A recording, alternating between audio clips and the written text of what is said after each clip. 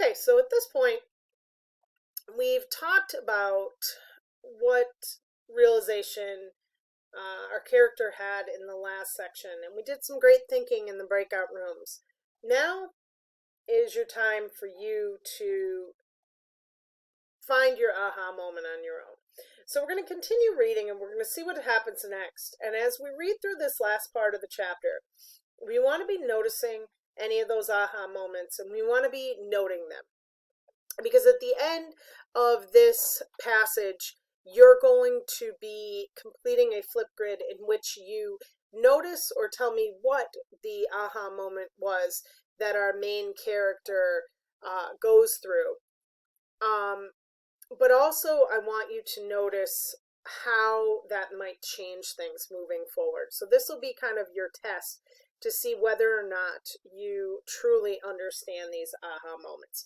Please follow along as I read, and again, make sure you have the text in front of you, and make sure you're looking for those aha moments as we're reading and thinking about how this might change our characters. "Let's go, boys," said the coach. A voice closer to me said good luck. It was Webb, sticking out his dorky hand, smiling that old dorky smile of his. No button. I shook his hand, and it occurred to me that because he was always eating my dust, the dumb fish cake had never won a real race and probably didn't know how. And now there wasn't time. "Don't forget to lean," I told him. His face went blank. The coach called, "Ready." I got down, feet in the blocks, right knee on the track, thumbs and forefingers on the chalk, eyes straight down and right. Then, for the first time in my life, I didn't know if I wanted to win.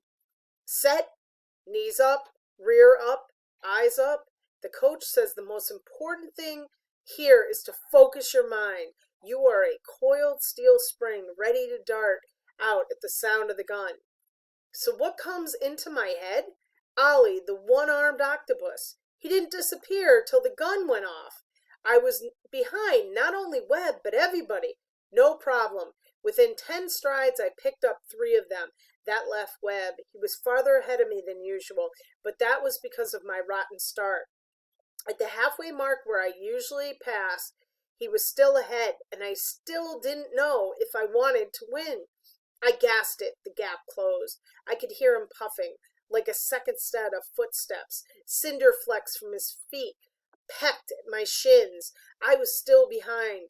The finish line was closing. I kicked in the afterburners. 10 meters from the white string, we were shoulder to shoulder, breath to breath, grandson to great-grandson, and it felt new. It felt good. Not being behind, not being ahead, but being even. And just like that, a half breath from the white string, I knew. There was no time to turn to him. I just barked it out. "Lean!" He leaned. He threw his chest out. He broke the string. He won.